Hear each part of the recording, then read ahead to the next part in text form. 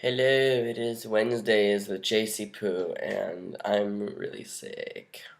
I never ever get sick during the fall. I always get sick during like January or February, but Zuzia was sick and I got her sickness and now I feel like poop.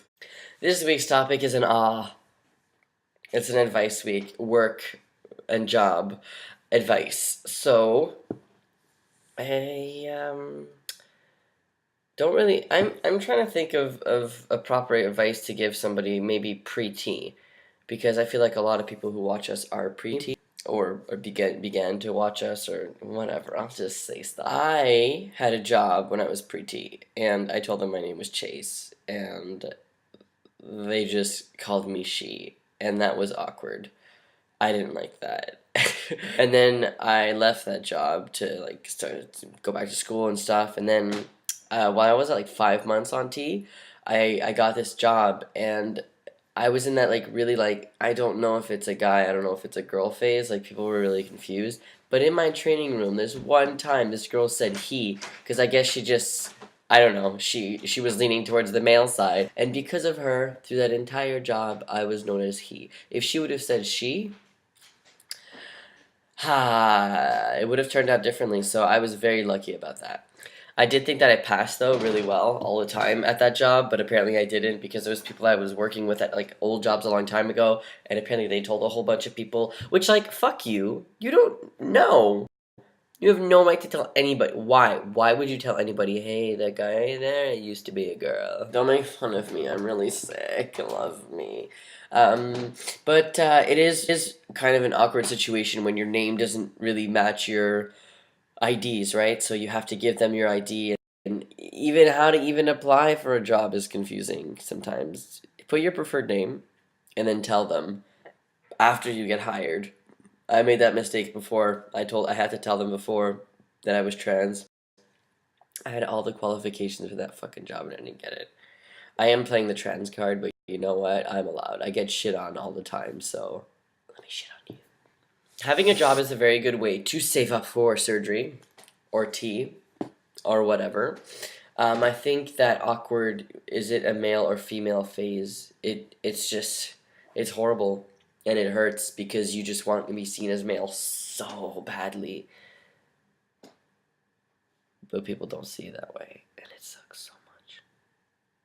I was there, and I know I'm past now 100%, and half the people don't even know I'm trans, but I was there, and I remember going home after work and just wanting to die.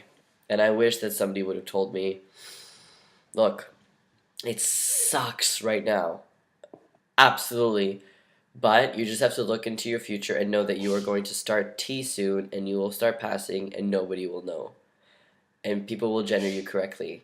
If somebody would have told me that 3-4 years ago before I started T, I probably would have been a lot happier because I knew that it was coming. So I guess that's my advice for you.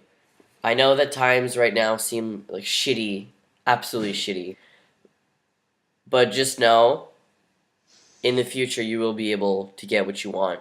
No matter how you get it, it doesn't matter. You'll get it. If you get tea from your friends, which I wouldn't really recommend, but I have done that with my friends before. If you get tea from a doctor, if you get surgery, there's always a way, okay? I wanted to throw around like money to you, but I realized everybody on this channel is like American, and I have Canadian money. But then I thought Zuzia has all this American money for her tuition, but she already put it in the bank like 2 days ago, and it was a lot of money for her tuition. Imagine it was all $100 bills. I could have went like that, and I could have been like, but it's for her tuition, and she already put it in the bank. So, look at that Canadian money. Ew, there's a 5 in the 20s. Oh, I don't know. Where's this money from? Oh, this is like rent money or something. I don't even know. Look at her. She loves you. So I will give you some really good advice. What I began doing a long time ago, like 5 years ago, I made this shoebox and called it the 4T box or something, for transition, testosterone, all these things that started with T. And I put all the change in there, and if I would take money out, I would do like an IOU, which I never repaid, but whatever, I was able to do this a different way.